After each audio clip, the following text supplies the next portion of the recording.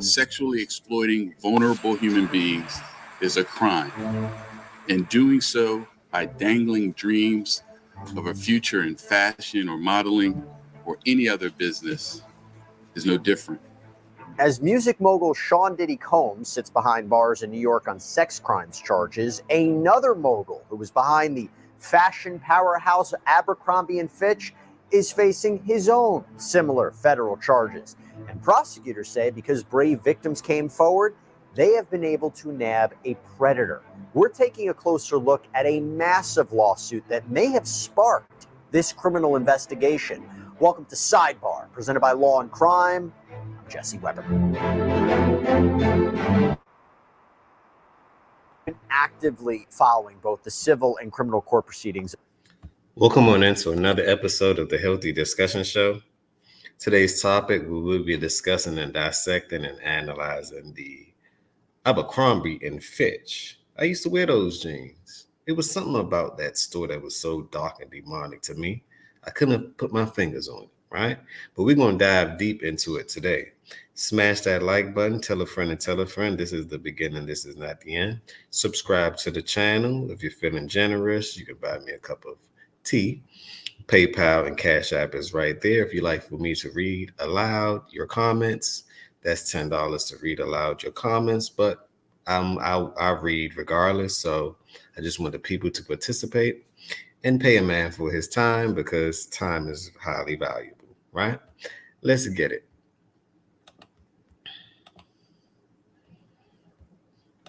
Of Sean Diddy Combs, the rapper who skyrocketed to fame across the music, entertainment, fashion industries before allegations of sex trafficking and racketeering and abuse were put on the record. Now, it is another 1990s, early 2000s icon who is in the hot seat. This time we're talking about Mike Jeffries, the former CEO of the clothing brand Abercrombie & Fitch. Jeffries had left the company in 2014 after taking the label from a struggling brand to a really what was a billion-dollar powerhouse. I know I used to wear it all the time. Yes, I was one of the people. Funny t-shirts and all, maybe not my proudest I used to wear it too, right? We're not so proud of it too. They used to have some good jeans, good quality indigo jeans that didn't just die as soon as you wear them. Meaning that give it about a week or two, the jeans that you bought for maybe a spot like H&M or Zara or anything along that nature just coming up, right? Quickly getting something not too expensive, but yet still quality, right? But the dye on those jeans used to just wash away. So you had blue, it turned to light blue in about a week or two. You had black, it turned to ashy gray in about a week or two. Smash that like button if you can relate. Hit that like button if you can relate. But I used to go into that store and I always used to tell my friends, used to go to the mall after school or whatever. And I used to tell my friends, look, you know, you had to been fly in school. You had to been fly everywhere you went, right? Even in adulthood, right? Appearance, that's what matters. So the shoes had to been looking good. The fit had to been right. The shirt, the jacket, the hat, whatever you want to put on. If you want to put on a little blazer with it, with some fly jeans, you can go to Euro real quick, hit them with the nice casual shoes, and or you can do tennis shoes. Like have a fly you think that you are, right? That's subjective. So I used to go in there and I used to be like, well, you know what? Every time I walk by the store or go in the store, it was always dark.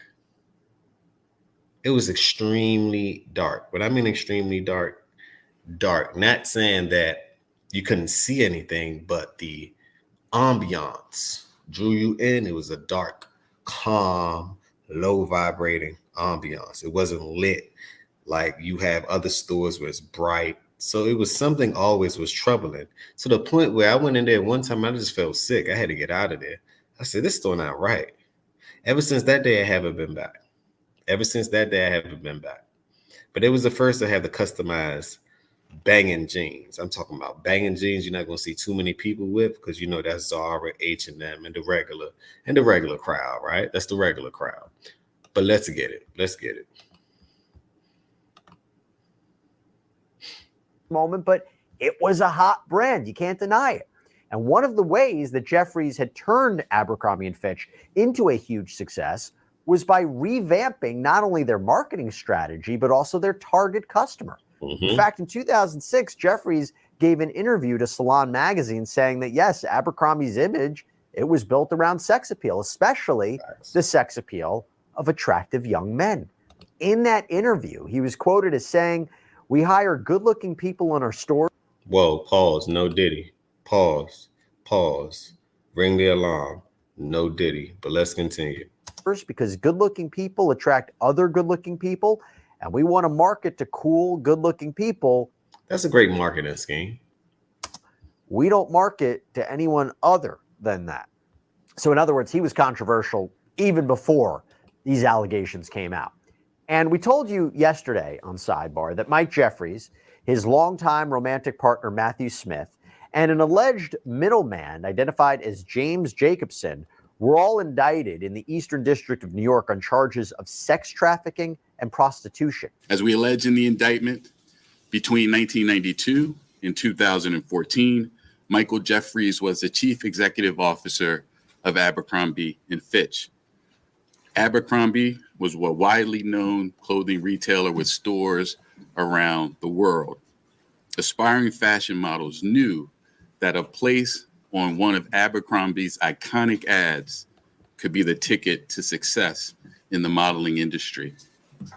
But while Jeffries was the CEO of one of the most recognizable clothing retailers in the world, he was using his power, his wealth, and his influence to traffic men for his own sexual pleasure. What? I knew it was something off about that store. What? And this is all allegedly, hypothetically, supposedly, but it's not looking so right. It's not looking so right. And one thing I figured out, right? Every time, like right now, they're talking about the Diddy situation, and now you have, they covered up the Epstein situation. Now you have Abercrombie and Fitch. I don't know why I don't see the headlines really talking about this. They drowning us with Diddy. They drowning us with Little Dirk. No Diddy. They drowning us with Diddy. No Diddy. They drowning us with Little Dirk. They drowning us with all these distractive points, right? When I tell people, pay attention to other things like Bitcoin and all those other little things, because the money is moving so immaculately, and just as far as commodities and everything else, like pay attention to that. Though we will discuss these things because, it's entertainment as well. But don't forget, keep your eyes on the prize. Keep focus. Let's continue. But I don't understand how they always sideswipe when a white man does something. It's like it's not considered criminal. When a black man do something, it's always considered criminal. Or 50 Cent was saying the other day on the Breakfast Club, we can only go but so far as kingpins and everything along that nature. They don't label us as being super rich or anything that's glamorous that don't involve anything like as far as criminality. You get it? Do you guys agree with that? What world are we living in? Do you guys agree with that? Now, I understand this is a classism war, so how much money do you have? But I also look beyond those things, because money can only go as far as you want it to go. We're talking about millions, billions, and trillions, right? But the thing is, what's money without the power? That's my ultimate question. What's money without the power? But let's continue.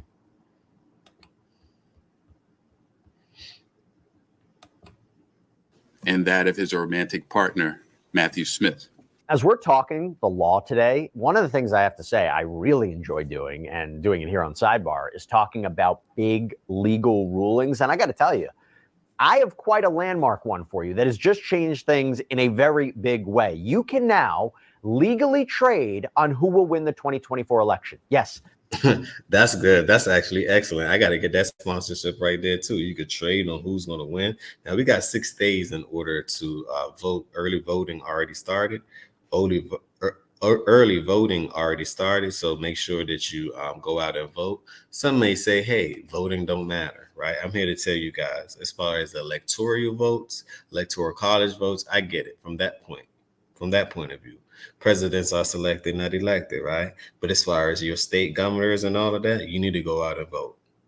You literally need to go out and vote. I know this to be true because look what happened when we had the COVID-19 thing, right? the scare or the scam, whatever you want to call it. And because it's subjective to whatever you want to call it. And some states was open like Florida, and the governor had all the power in the world. The president said this, said that, but ultimately the governor decided what was what. So y'all go out and vote. Don't be ignorant. Please do not be ignorant. We're living in this time where it's a lot of information at your fingertips. So don't get bamboozled and or trickled or tricked. Like go ahead and go vote. That's all I'm saying. At least for your state governors. That's where it matters at.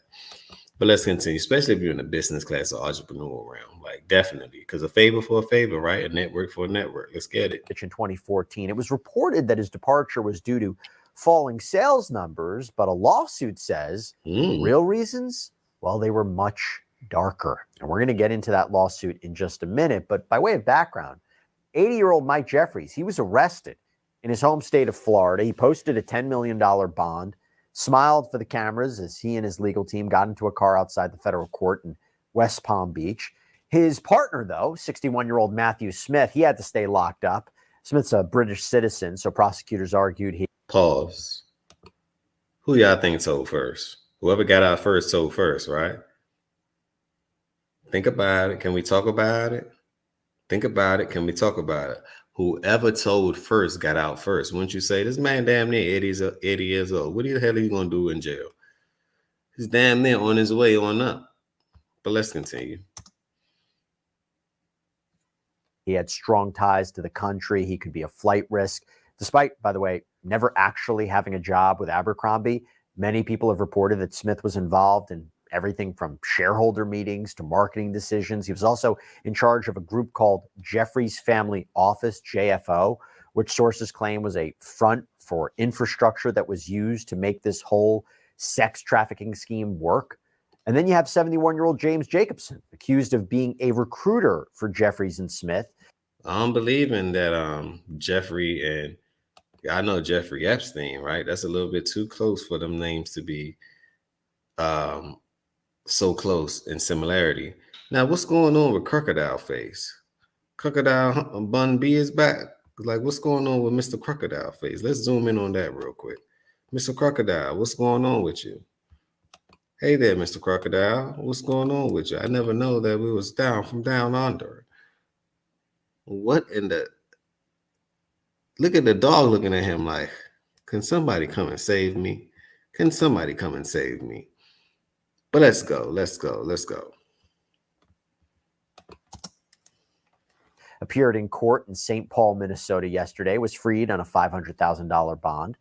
And he and Jeffries, they both went home with GPS monitors. Now, these bombshell arrests, they come after an explosive BBC documentary that was released detailing this alleged abuse perpetrated by Jeffries and his co-conspirators. It's called The Abercrombie Guys, The Dark Side of Cool, and it was the culmination of a 2-year investigation by the BBC. And one of the men featured in that documentary is American David Bradbury. And he is the one who filed a massive lawsuit last year against Mike Jeffries and also Abercrombie & Fitch, the company itself, detailing abuse that he says happened to him as he pursued a modeling career. And that is what we want to focus on right now. In fact, I should tell you, in September just now, his legal team filed an amended class action complaint. So now he's not only representing himself, he is speaking on behalf of others. He's the representative of a large group who might be victims in this case. And by the way, while the lawsuit mentions a third man who... My thing is this, where's the hotline number so people can call? That's what I'm saying. Where's the hotline number where people can call to say, you know what? It's more than what meets the eyes. We were allegedly, hypothetically touched and or, touched by this man, Abercrombie & Fitch, allegedly, hypothetically, supposedly. Where's the hotline number? Because Diddy has a hotline number, but Abercrombie & Fitch don't.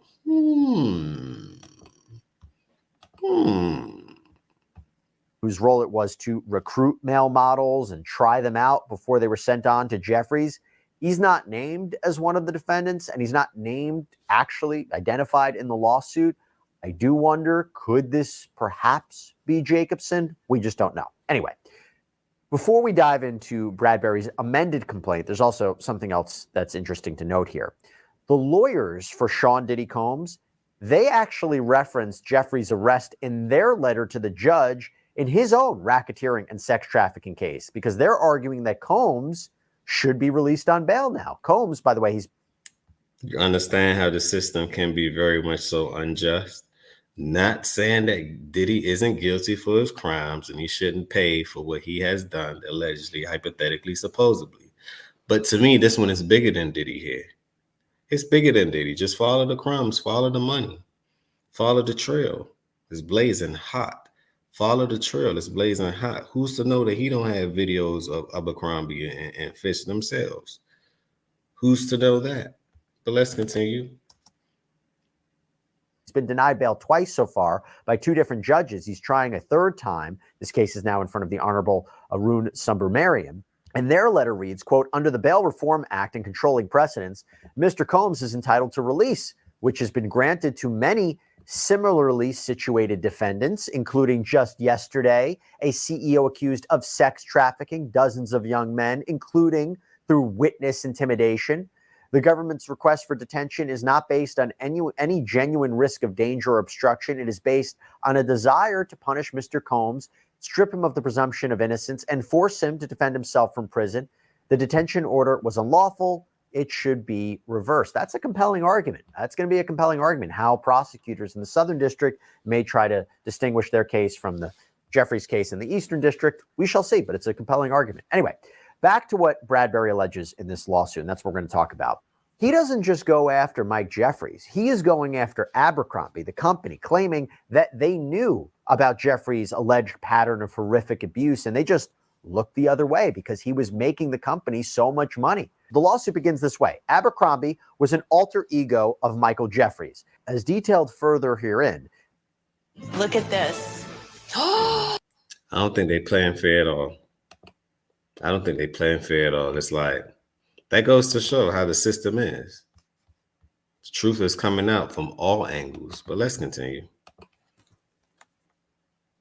Jeffries was indistinguishable. Before we continue, hit right down below. I shared a link for you guys. This is the AirTech EMF Protector link. The AirTech EMF Protector link, basically, it's a device that you put on your phone, you put on your computers, and you put on your Wi-Fi box, you put it around your neck. And it blocks out the harmful EMF rays that come from your phone, come from radiation, come from Wi-Fi.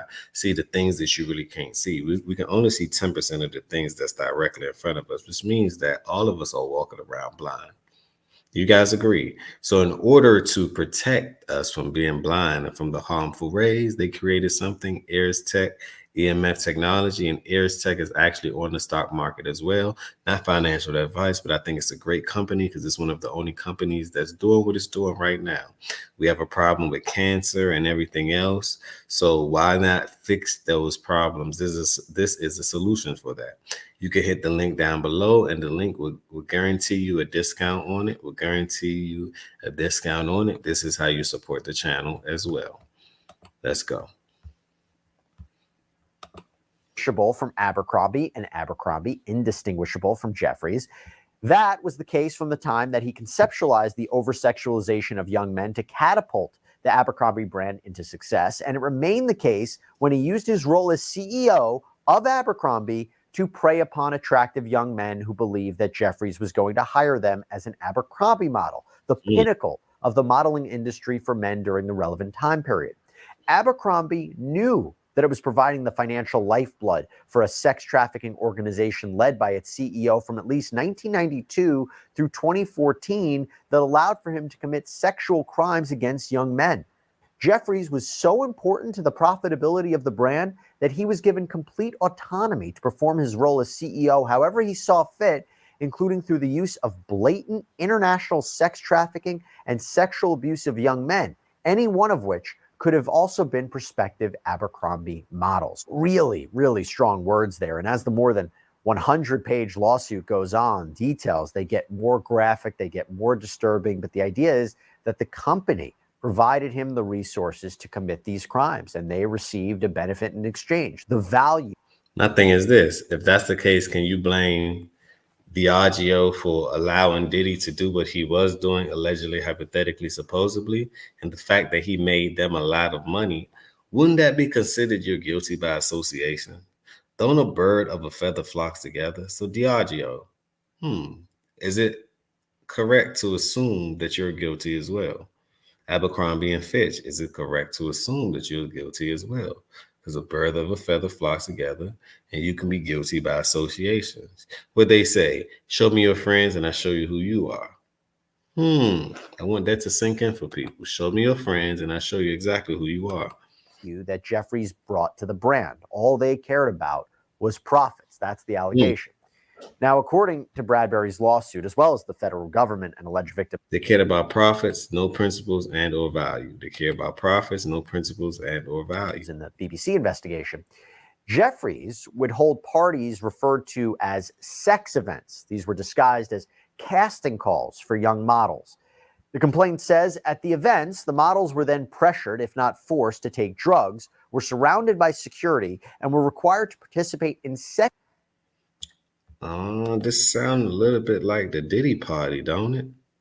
Don't this sound similar to the Diddy party?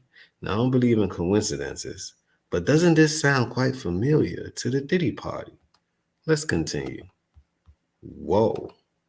Sex acts with Jeffries and others, including Smith, all at Jeffries' direction. The models were led to believe that being sexually abused by the CEO of Abercrombie or his partner at a remote private location, reasonably believed to be arranged by the company, was the price that was paid to obtain one of the most coveted roles in the industry, and Abercrombie. If you give me 20 seconds, I will. So Diddy Freakoff is Abercrombie and Fitch sex parties. Think about it. Can we talk about it? Think about it. Abercrombie model. This fact was reiterated to them several times by several different people who were known to have knowledge of the inner workings of the industry. U.S. Attorney for New York's Eastern District, Breon Peace, laid out some of the horrific allegations in a news conference on Wednesday that mirrors this. Jeffries and Smith employed James Jacobson to act as a recruiter to find men. Jacobson engaged in, quote, tryouts with men across the world where he would typically pay them to engage in sex acts with him. Following the tryouts with Jacobson, Smith would often then personally approve whether the men who were selected would meet Jeffries and Smith. The defendants would fly the selected men to Jeffries and Smith's homes in the Hamptons in New York City or to hotels around the world in such places as England, France, Italy, Morocco, and St. Bart's for the purpose of attending events to engage in commercial sex. The defendants caused the men to believe that not complying with requests for certain acts, sex acts during the events, could harm their careers. The defendants pressured the men to consume alcohol, Viagra, and muscle relaxants known as poppers during the sex events. And they required the presence of staff during the sexual activity and ensured that the men did not leave the sex events until Jeffries and Smith decided that the sessions were over. Also, as alleged, on more than one occasion, Jeffries and Smith either directed others to inject or personally injected men with an erection-inducing substance for the purpose of causing the men to engage in sex acts the men were incapable of engaging in or unwilling to engage in. Whoa. Additionally, the indictment alleges on more than one occasion when men did not or could not consent, Jeffries and Smith violated the bodily integrity of these men by subjecting them or continuing to subject them to invasive sexual and violent contact by body parts and other objects. Now, going back to Bradbury's lawsuit, it goes into a lot of graphic detail that we're just not going to get into right now. That's hella too graphic. That is hella too graphic. So the freak off was the same thing as these parties that they having. How y'all know that they came together as promoters, Diddy and Abercrombie and Fitch, and said, let's throw a party? I guess they party hard. Hey, no Diddy. Let's get it. Right now. But according to the complaint, Jeffries and Smith, they would set up rooms in their New York home or at luxurious hotels where they would force young men to take drugs, perform various sex acts, which they say often left them disoriented and in pain. Bradbury claims that he was taken into a room where men were already engaging in group sex. And when Jeffries asked him if he'd like to join, Bradbury said no. And then he says Jeffries raped him. According to Bradbury, during the first of the apparent assaults he was subjected to, quote, he began to focus on the 4 older, larger, physically fit men who appeared to be security guards observing the activity in the room. These imposing men, dressed in Abercrombie clothing, caused Bradbury, by way of forcible compulsion, to feel like there was no way that he could leave the room safely or resist what Jeffries was demanding. Also in the complaint, Bradbury alleges that security guards and other personnel were often armed with guns. It's kind of difficult to even process, right? Men participating in group sex, consensual or not, while guards stood around the perimeter of the room. That's a key component, by the way, of sex trafficking, using force or coercion to have someone engage in commercial sex acts. And that's when you maybe promise something of value or you offer something of value in exchange for sex. You don't always need the exchange of money for it to be commercial sex. If you are offering or promising career opportunities like becoming a model or career advancement, and you're doing that to induce someone to engage in sexual activity, and there's especially the transfer of people over state lines, that's sex trafficking. Yes, it But is. there is a big difference between the criminal case and Bradbury's civil lawsuit. And that is that this class action lawsuit puts heavy amounts of blame on Abercrombie and Fitch as a company for allowing what they say is alleged heinous behavior. Abercrombie has not been criminally charged. But this complaint in this lawsuit reads, Mike Jeffries was always on the clock. Don't do it. You can still earn income while learning how to code. So, what you guys think about this so far? I think this is mind-boggling. But these things been happening in Hollywood for so long that it's to the point where everything is coming out. Hollywood is over to me. It's over with. Over and out. Working for Abercrombie. He utilized the Abercrombie plane to conduct Abercrombie business while traveling to hotel rooms that were decorated like Abercrombie storefronts, where he lured young men who were instructed to dress in Abercrombie clothes. The Abercrombie plane was paid for by Abercrombie. The hotel rooms were paid for by Abercrombie, and the corresponding expenses were. So therefore, if it was paid by Abercrombie and they just did a little dirty and saying that he ordered a hit, allegedly, hypothetically, supposedly, right? And he used OTF card, then what do you think Abercrombie used? They used a business credit line in order to participate in filth? Oh no, they must be held accountable. They must be held accountable all the way. Put on the Abercrombie Company tab. So that connection between what is Jeffrey's alleged criminal activity and the company, using the company resources, an agent of the company, that's how you create that liability. That's how you create that connection. Now, later on in the complaint, it states when Abercrombie accounts and finances were not used to fund the casting events, it was the Jeffries family office that paid to facilitate the sex trafficking venture.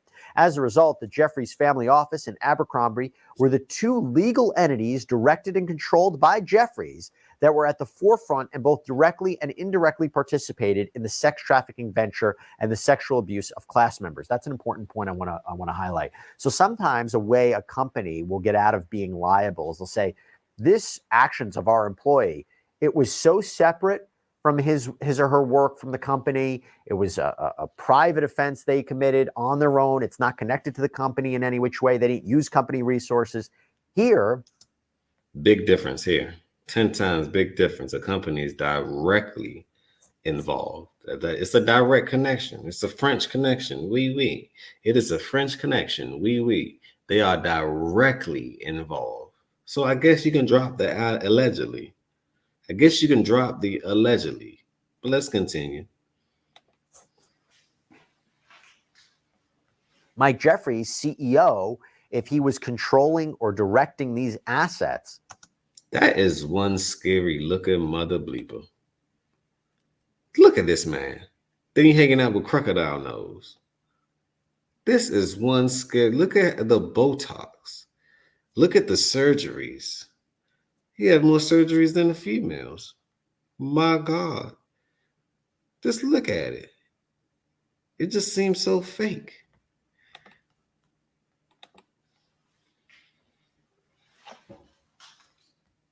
Whoa. Whoa. To facilitate this alleged sex trafficking business, then that is how the company could be on the line. And to further show that Abercrombie itself was intimately involved in these casting call sex events, Bradbury's attorneys wrote, in order to prepare for the casting, David Bradbury was told to go to the flagship Abercrombie store in New York City. He was provided with Abercrombie gift cards to purchase the clothes, which had been pre-selected for him and were set aside in Bradbury's correct sizes, ready for him to pick up upon his arrival at the store.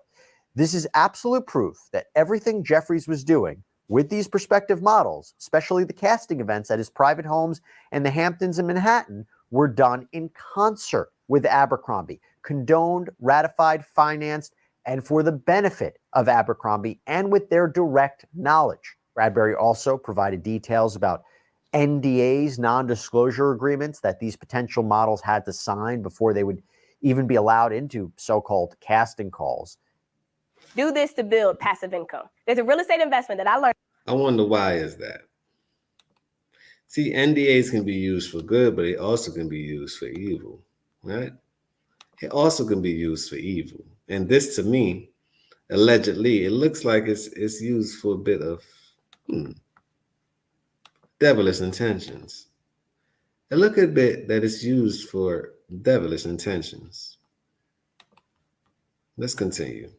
Event with Jeffries, each class member was made to sign an overtly threatening non-disclosure agreement to prevent him from reporting the impending sexual abuse to anyone and preventing him from bringing civil or criminal justice against the defendants. The men were not permitted to read or review the document prior to being made to sign, and they were not permitted to retain a copy of the document after they signed.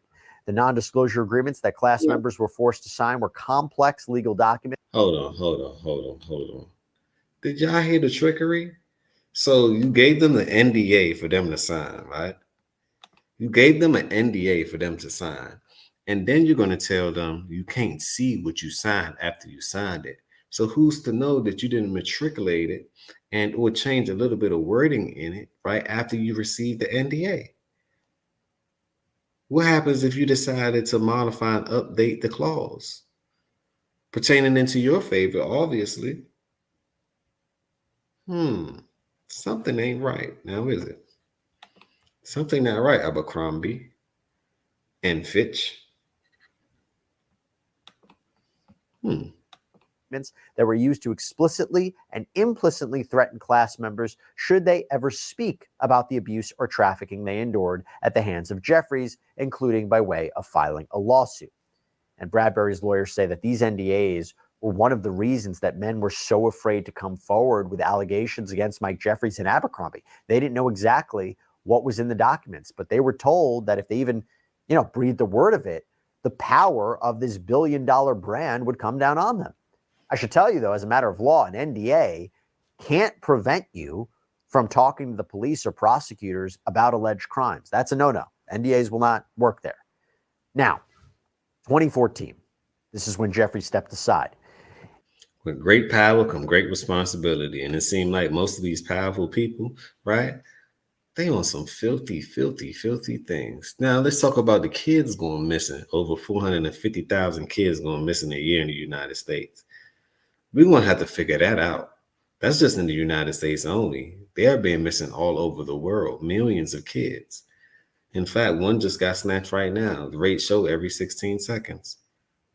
And another one. And another one. Man, what is the world? What's going on?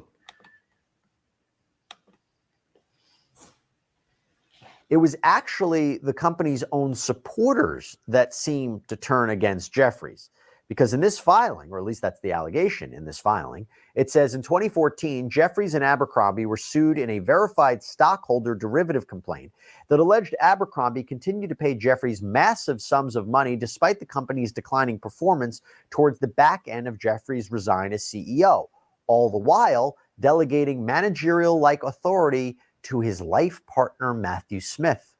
The derivative suit further alleged that the Abercrombie board tolerated the creation of a corporate culture that resulted in completely avoidable lawsuits that tarnished the company as a result of Jeffries' conduct. In fact, it was known to Abercrombie that Jeffries was using company funds to pay for excessive travel costs and expenses that included massive multiple hotel rooms on business trips that Jeffries described as necessary to hold meetings. And I guess they was writing those off too, right?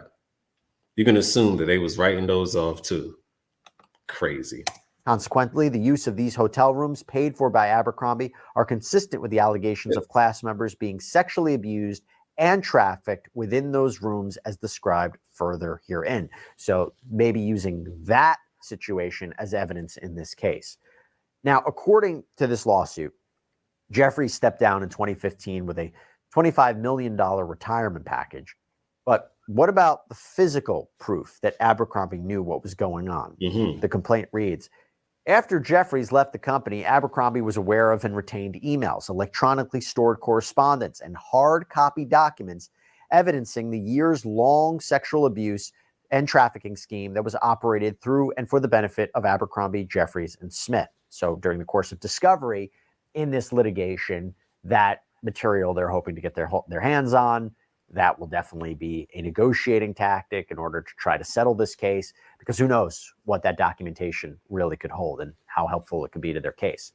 Now, in the end, this class action lawsuit lists 19 causes of action or claims, what you're suing for. And some are aimed directly at one defendant or another, others against the companies allegedly involved. For instance, you have battery, you have intentional infliction of emotional distress, you have aiding and abetting, conspiracy to violate the anti-sex trafficking statute. That's basically there has to be an illegal agreement between Jeffries and Abercrombie and Fitch. And a quick call out here too. Bradbury cites the Adult Survivors Act law in New York and New York's gender motivated violence law. These actually provide plaintiffs to sue for assaults or violence that was inflicted upon them that may otherwise have been time barred. They're too old, they're barred by the statute of limitations. But these laws allow you to sue because they provide a look-back window. They provide a look-back window to sue. So even if your claims are old, this is a way to ultimately sue under these laws. Okay, so in the end. All right, let's go on to the next one. What y'all think about this? Abercrombie guilty or innocent? Are they guilty or innocent? And how do they get to pay for bond and Diddy don't? I guess they're in different positions now, ain't they? I guess they would be considered in different positions, right? Now, let's go on to the next one. We're going to talk about Kim Porter. She's right here behind me. You're going to talk about Kim Porter. May she rest in heaven. May she rest in peace. But we're going to talk about Kim Porter. And Gene Deal kind of made sense all the way. Gene Deal made it make sense all the way. But let's continue. Smash that like button. Tell a friend to tell a friend. This is the beginning. This is not the end. Subscribe to the channel. Also, upon your subscription to the channel, right? The only thing I ask, if you want to support the channel, hit those links down below. I pinned one to the top of the chat. So hit those links down below. Let's get it. Gene Dean, you have the floor. Let's go. I don't know if this book came from her estate. I don't know if somebody had the right to put this out about that. But if you see some of the excerpts in the book, you know that Kim didn't write the book. You know that they wasn't from Kim's diary.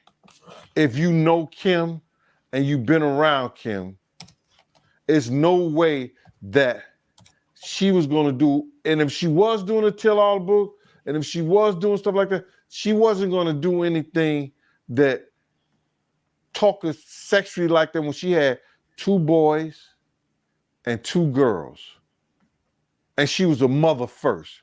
She wasn't going to say the stuff that she was said about Puff and the manner that is written in that book. She wasn't going to tell Puff secrets in that detail if she has secrets to tell about Puff, and we know she do. Right. So I believe, because I heard certain situations in that book, even with myself, that I knew it wasn't true. How we first met, you understand? We first met, Kim was trying to cook some shrimps at a Super Bowl party at Diddy's house. So they was trying to say that Kim lived and Puff, they had a house together. They never had a house together. Kim lived in her apartment, Puff lived in his apartment.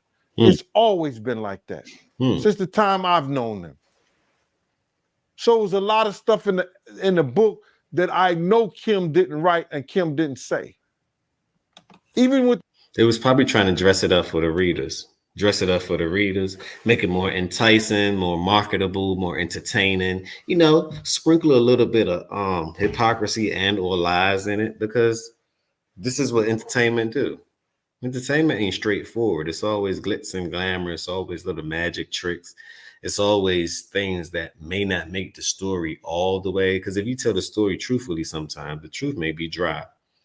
The lies may be very much so entertaining. So that may be the thing. But let's continue. I'm glad we have somebody that actually was on the scene, like Gene Dean, and he's letting you know the real. Let's continue. the part with Quincy Jones' daughter, when they said that she was about to drink a cup of pee at one of the awards show, which is true. What?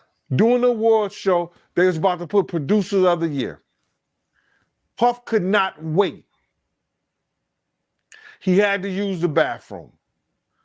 He took the picture off one of the things, poured the water out, went up under the table and pissed in the pitcher. When he pissed in the pitcher, he put it on the table. He put it back on the table. He should have left the shit on the floor or something, but he put it back on the table.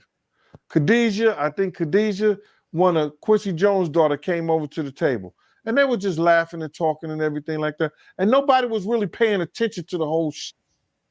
You understand what I'm saying? So then Khadijah grabbed a glass.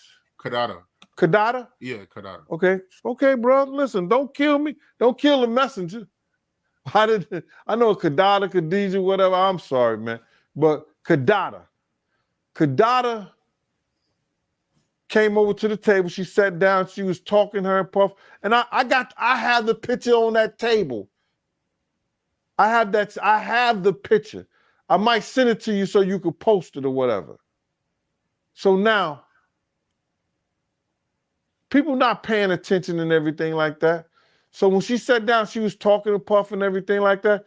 And then all of a sudden, she grabbed the glass and grabbed the pitcher and started pouring the piss in the glass. Yikes.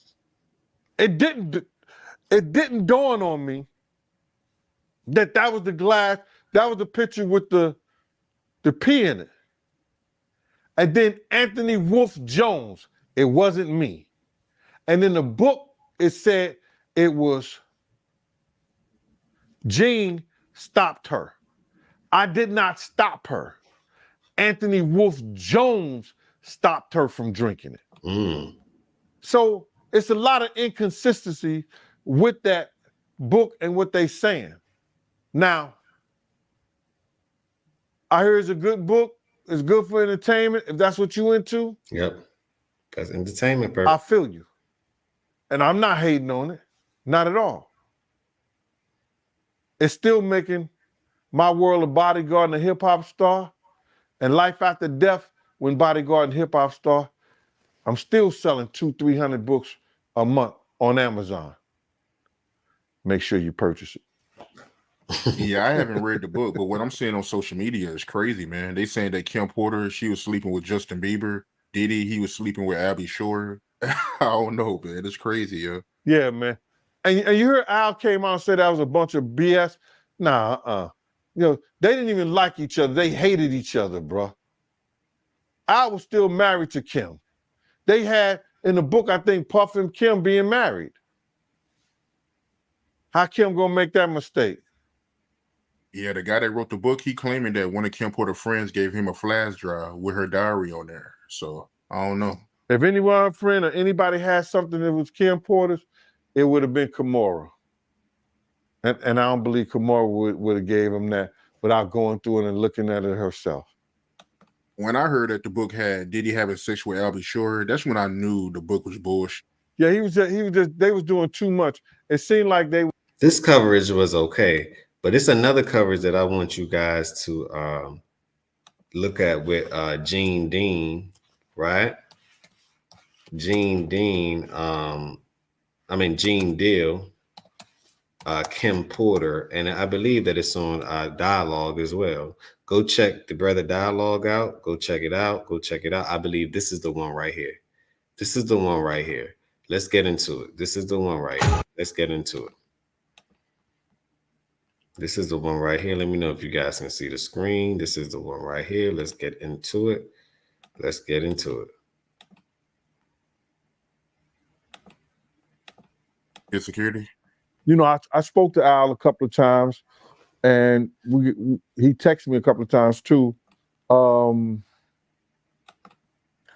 think knowing the history of them two, if he did increase his security, he have every right to. And I believe that Al knows that Puff has some powerful people, or has some powerful people around him, and some people doing some things for him that could danger his life. His life could be in danger. I don't think nobody would be paying for some security if they didn't think their life was in danger. Right. So I could see Al doing that. I understand why Al is doing that. And I just wish them all the luck. You got to realize, man, Kim death wasn't even investigated, bro. Her death wasn't even investigated. I wonder why. Now they also say that the LAPD allegedly, hypothetically, supposedly, right? Diddy had people who he can call on to curate and or to dismantle the crime scene and make sure no one hears of it, because he was that high up. Remember, he had the keys to New York as well, you know. But you see what's happening with Eric Adams right now. Everything is falling awful and all falling towards what's really going on. It's leading towards the truth. Something is corrupt. So Jaguar Wright also stated the other day that, you know, who could she have went to? A lot of people can't go to anybody. You go to the cops, they own the cops. You go to the government, they own the government. You go to this and that. So I begin to think, damn, did he single-handedly take down the whole bureaucracy, the whole democracy? Did he? No, did he? And if so, he got tapes on everybody. So that means, what does that mean for you?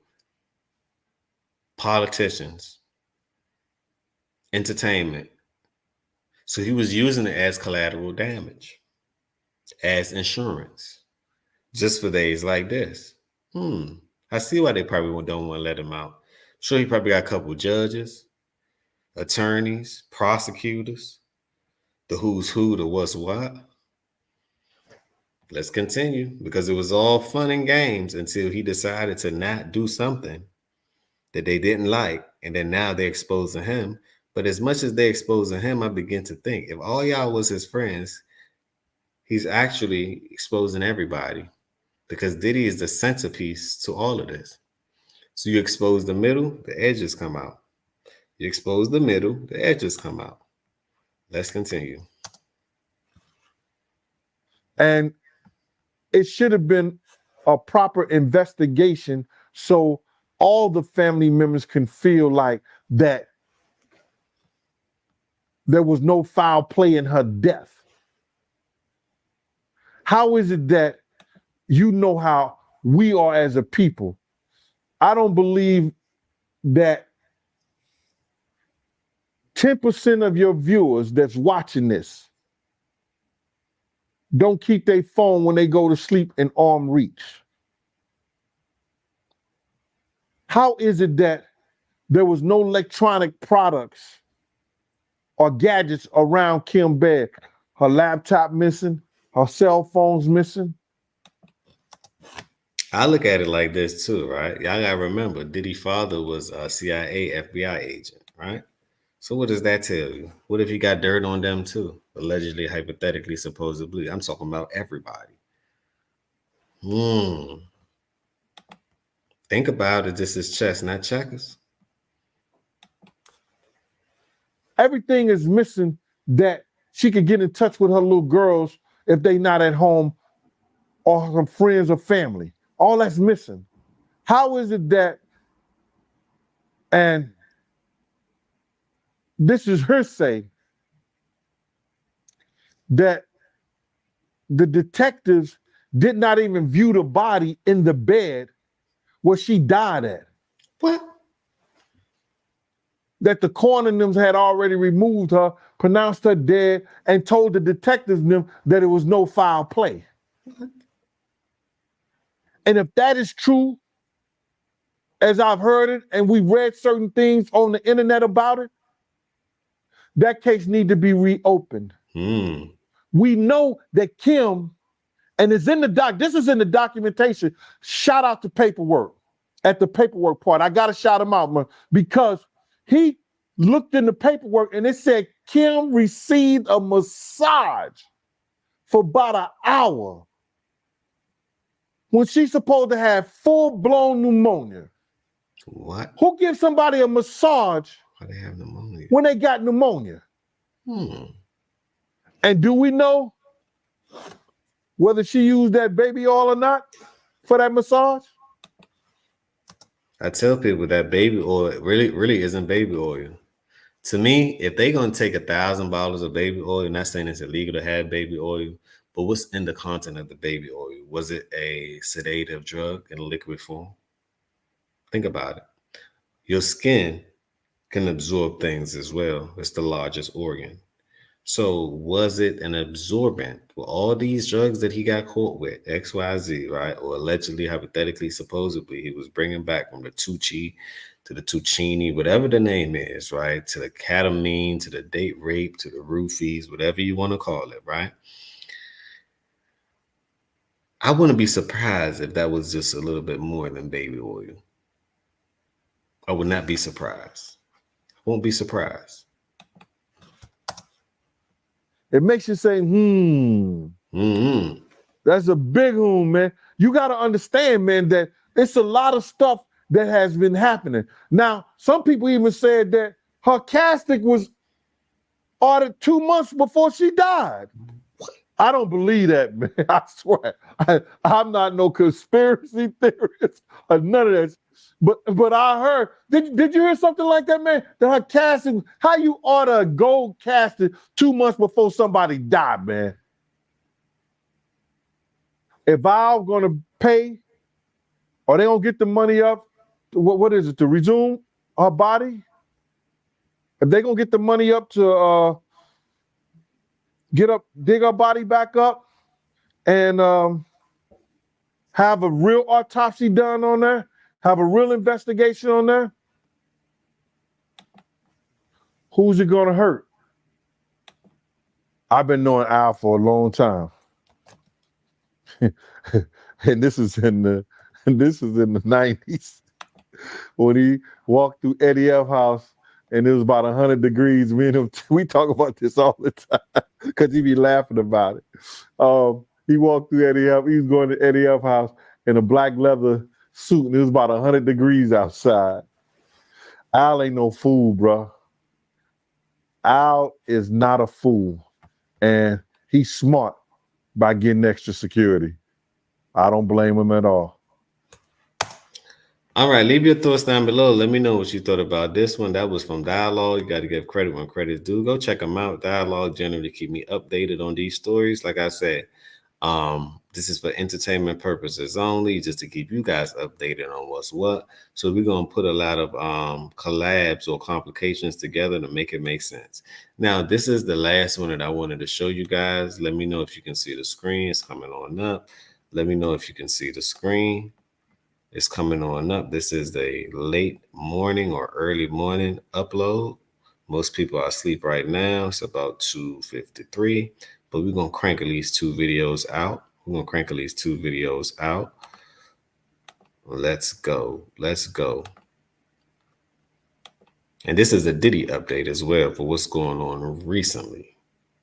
What's going on recently. So we talked about Abercrombie and Fitch, which is wild to me. We also talked about Kim Porter, which is another wild thing. And I think she needs justice, because how you going, where's the detective? What role did the detective play? It seemed like this was an inside job. It just seems to me that it is. That's what it's looking like. It's looking like a big inside job, right? But let's continue. Let's continue. This one is from Law and Crimes. Let's go. In one, This is from Law and Crimes. Let's go. they just keep on coming for the embattled rapper as he sits in jail awaiting his trial for alleged federal sex crimes. We are going to dig into these disturbing new details right now. Welcome to Sidebar, presented by Law and Crime. I'm Jesse Weber. Hey, everybody, this is a Law and Crime legal alert. So recent studies have uncovered a link between Depo-Provera, aka the Depo shot, and an increased risk of brain may qualify for compensation. All right, let's go. Let's go. Let's go. Let's go. Let's go. Let's go. File a claim. We have been trying to track every new filing against Sean Diddy Combs since he was arrested last month for what the Justice Department calls a years-long scheme to sexually abuse and exploit women. We know on the criminal front, he's currently locked up in the Metropolitan Detention Center in Brooklyn, New York. He was charged pursuant to a grand jury indictment with federal crimes like racketeering conspiracy, sex trafficking by force, fraud, or coercion. That's crazy. That's crazy. It just seems to me that they address Diddy a little bit different than they addressed Abercrombie and Fitch. Do you guys agree with that? If so, let me know. If you don't, let me know why. To engage in prostitution. And prosecutors say Combs used his money, his power, his influence, his businesses to operate a criminal enterprise. More specifically, to organize what are called freak-offs, these orgies that involved hiring male sex workers, procuring drugs, filming the sex acts, that he used threats and violence and force and fraud and coercion to get what he wanted. Now, we have seen numerous lawsuits filed since this indictment where the claimants allege very similar patterns of abuse, that they would meet Combs at an event or an after party or some other party, and that they were coerced or drugged in some manner, and they were forced essentially into performing sex acts, sometimes while others were watching, even videotaping these events. And as we've talked about before, you can look at this two ways. On one hand, you can make the argument, oh, everybody's coming out now for a money grab. Everybody's suing Sean Combs, especially after his indictment, because he's an easy target. Right. The other way to look at it is it had to take other people to sue him.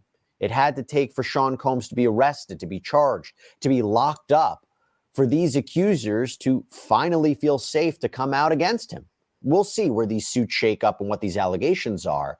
But we got to talk about this lawsuit. So it was filed last week by Texas-based attorney Tony Busby, who we've talked about before. He is an attorney who has vowed to bring forth hundreds of lawsuits against Sean Combs, that he would name names of people involved in these episodes of abuse, that he would go basically launch a legal war against Sean Combs and any businesses or entities or people that were involved in this. Now, do y'all believe that this is done by Diageo? If y'all know who Diageo is, that's the liquor company and the spirit company that mostly people consume, from Ciroc to Casamigo, so anything along that nature, right? So the backstory is what happened between them and Diddy is that Diddy was like, hey, I want to just start distributing my own alcohol, my own spirits, right? They're like, you can work for us, but you can't work with us. Whoa, let me repeat. You can work for us. You can push our products like Ciroc. You can give you as much money as you want. But when it comes time for you to branch out on your own and do your own thing, we're not going to do that because we're not going to supply our competition, right? And put y'all in position to then perhaps hypothetically, allegedly defeat us. They're not having it. They're like mobsters, right? Remember, these are the same groups of family that did the prohibition back in the day for illegal bootlegging. So at the same time, they have that, I guess, that sneakiness about them, that raw, rough, I'll take everything, you can't have anything type of thing. So, who do y'all think is behind is pulling the strings behind this? They own the courts, they own the money, they own the spirits, hell, they own everything. You know, you absolutely own nothing. You can peddle what they push, what they created, what they produce, but you can't produce it on your own. I find that to be a bit funny money, but let's continue. In this specific lawsuit, there are allegations that Combs threatened to kill a teenager and her friend before sexually assaulting them. Damn. Let me lay it out. The claimant, who is filing as a Jane Doe, is suing the 54-year-old rapper for damages relating to what she says was an alleged 2004 incident when she was a 19-year-old college student in New York City. The Jane Doe says that she attended a photo shoot promoting Da Band. This was a singing group that was signed to Combs' label, Bad Boy Records, at the time. The event was taking place across the street from her college in Brooklyn, New York. She says she attended this event with a friend from college, that the two of them were invited to an after party. And before they could leave to go to the party, they encountered Sean Diddy Combs. The suit reads, quote, Combs told Miss Doe and her friend that they should come to his hotel for a more exclusive party. Miss Doe and her friend agreed and were taken to a Manhattan area Marriott hotel by a member of Combs' entourage. So she claims they get to the hotel and supposedly there were about a dozen people drinking in this hotel suite. But then things take a very violent turn. She says she and her friend were grabbed by a security guard and taken to a separate room. She even claims that when she asked the guard where he was taking her, he said, quote, you know what you're here for. When they get to this separate room, which was apparently a bedroom, she says the security guard locked her and her friend inside. And there was only one other person in this room, Sean Combs. And that is where things get more troubling. The suit reads, Combs gave Miss Doe and her friends more drinks and then instructed them to imbibe cocaine that he prepared for use on the... I love trying to help people deeply. So he basically forced her into doing something she didn't want to do. Now, it's an after party. We all know what goes down at the after party. Y'all got to think about it. This is after the original party. So this is about 3, 4, 5 in the morning. Y'all know what happened in the morning. The only thing open is what? Hell, the liquor store is not even open. The only thing open after 3 o'clock is legs. Legs are open, right? So what did they expect? But at the same time, they still have a right to say no. You know, men shouldn't use their force along this nature because men are very forceful, right? That's the difference between a man and a woman. We can actually put our force upon you, right? Does that make it right? No, I'm not supporting that at all. But what in her right frame of mind would have her to go? I guess she wasn't in the right frame of mind because she was consuming alcohol. So she wouldn't be in the right frame of mind. But what will make you even want to go to the after party at 3, 4, 5 in the morning? Was it the fact that it was a celebrity? You know, you never know how your life may have changed. But it seemed like your life changed based on your morals and principles. Let's continue.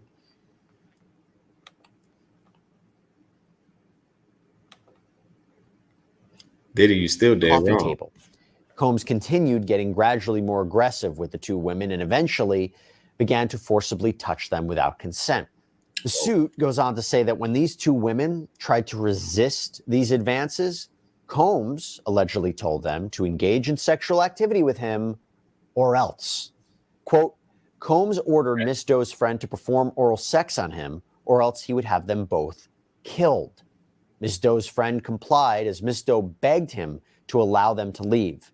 He did not agree. He then allegedly ordered the Jane Doe to undress, quote, under the threat of violence and began to sexually assault her.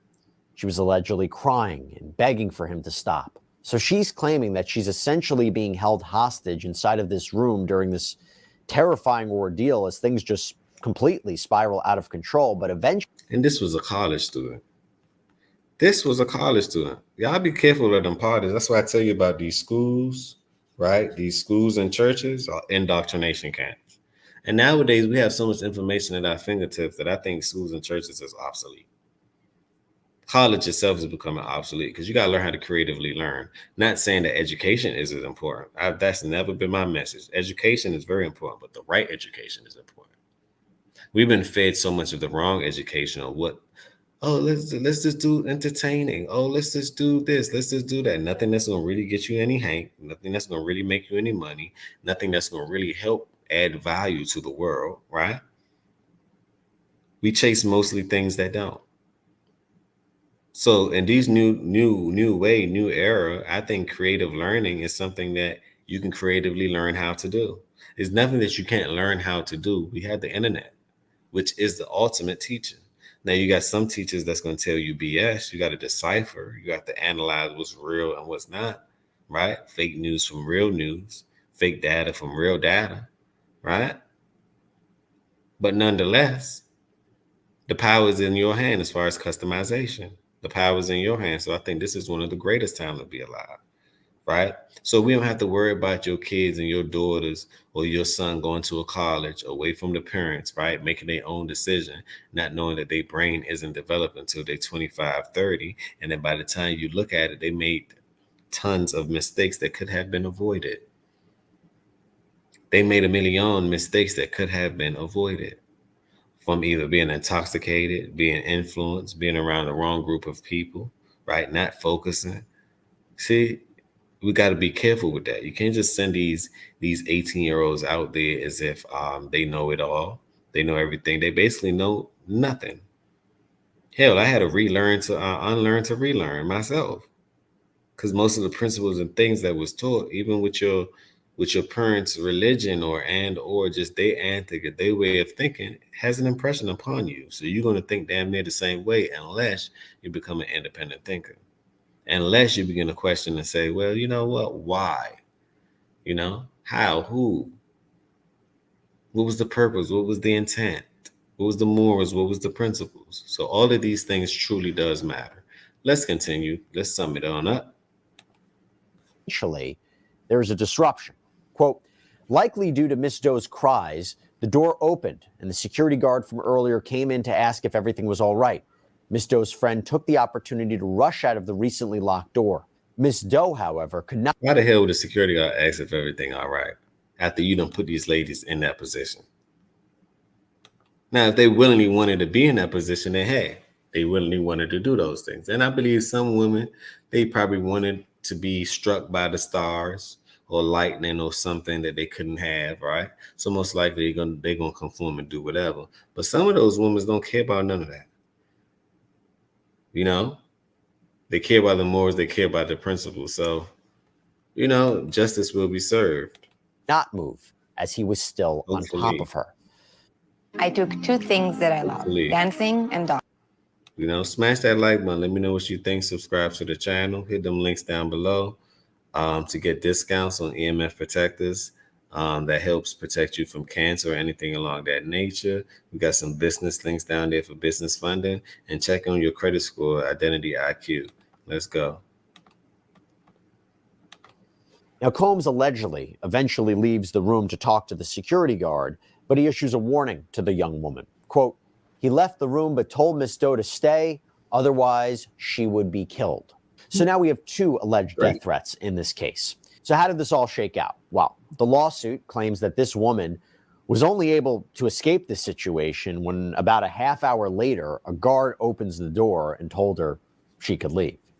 Now, legally, this unnamed plaintiff is claiming that Combs' alleged actions violate the New York City Victims of Gender-Motivated Violence Protection Act, arguing, quote, the requirement that the crime of violence be committed because of gender or on the basis of gender and due at least in part to an animus based on the victim's gender is satisfied because defendant Combs forced plaintiff to engage in sexual interaction without consent. Right. We've talked about this statute before. This is a common law that Combs' accusers, including those who are represented by Tony Buzbee, they are filing their claims under. And it allows a victim of gender-motivated violence a look-back window to file a lawsuit, even if their claims would otherwise be too old. If otherwise, they would be time barred. They would be time barred by the statute of limitations, not under this, because now you would have until February 2025 to file these kinds of lawsuits. It's one of the reasons that you're seeing so many of these lawsuits before that window closes. And by the way, when it comes to gender-motivated violence, that doesn't just have to be sexual assault. It could be any kind of violence that's motivated by gender.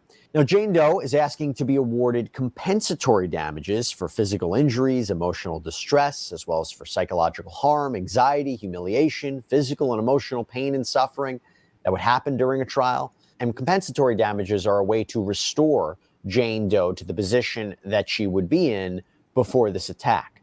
She's also requested the court award her punitive damages, or a way to punish the defendant for really egregious conduct, and also attorney's fees and costs. This lawsuit is one of many that Sean Combs is facing right now. And even despite the allegations in these lawsuits, despite the criminal allegations that he's facing, he has always maintained his innocence. And in that vein, a representative for Sean Combs released this statement. Mr. Combs and his legal team have full confidence in the facts, their legal defenses, and the integrity of the judicial process. In court, the truth will prevail that Mr. Combs has never sexually assaulted anyone, adult or minor, man or woman. And specific to this lawsuit, and maybe the Tony Buzbee lawsuits in general, a representative for Sean Combs issued a statement to Us Weekly. And these are the thoughts on Tony Buzbee. The statement reads, quote, "The lawyer behind this lawsuit is interested in media attention rather than the truth, as is obvious from his constant press appearances and 1-800 number. As we've said before, Mr. Combs cannot respond to every new publicity stunt, even in response to claims that are facially ridiculous or demonstratively false." And by the way, this latest lawsuit follows 5 other lawsuits from all anonymous accusers that were filed days before this one, all by Tony Buzbee's law firm, and they have accused Sean Combs of sexual assault. Those egregious allegations include claims from an Alabama woman who says that Combs drugged and raped her when she was just 13 years old. So these mounting legal troubles for the music mogul, they have certainly made headlines since the act. 13 years old? Like, what? Even 18, even an undeveloped mind. It's like, what? Now, what were all these kids doing around these celebrities so young? What's up with these parents? Because someone has to be held accountable for this. You're going to let your kids stay over somebody's house, be at somebody's party, somebody that's drinking, smoking, that's part of the limelight. That moral compass isn't where it's supposed to be. Who allows that? Did they sell their kids? Like, were they part of that? Because that's what it's looking like. 13 years old, 14 years old, you had Justin Bieber around him when he was super young. Like, what? Accusations in November of last year, when this all started from his ex-girlfriend Cassandra Ventura, who accused him of sexually assaulting her during their on-again, off-again relationship. Diddy denied the claims. He settled out of court that same month. And when Diddy was arrested in September, the 14-page indictment was unsealed, where it was alleged that Combs was abusing, threatening, coercing women to fulfill his sexual desires, to protect his reputation, to conceal his conduct. So he's pleaded not guilty to the charges. He was denied bail multiple times. And it looks like, as of right now, he is going to be locked up pending his trial, which is scheduled to begin in May of 2025. That's all we have for you right here on Sidebar. That was a great job. Y'all go check out Sidebar. Y'all go check out Witches, Law, and Crime. Y'all also go check out Dialogue. Those were my 2 sources that I gathered this information for you guys on today and put it on one screen. Let me know what you really thought about this one. Smash that like button. Tell a friend to tell a friend. This is the beginning. This is not the end. Another episode of the Healthy Discussion Show. Just show your support to my channel. Hit those links right there down below. Hit those links down below. I appreciate my audience, right? I appreciate my audience. I've been doing TikTok for a while too. Y'all go check my TikTok out.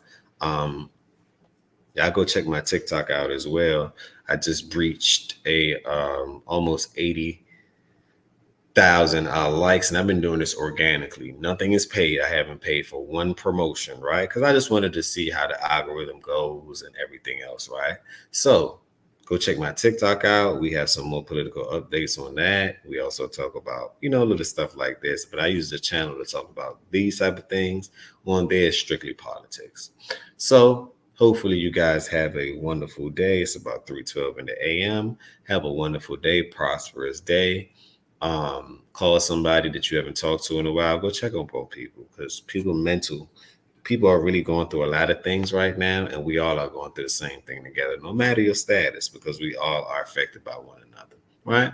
On that note, peace, blessings, and love. And remember, positivity over negativity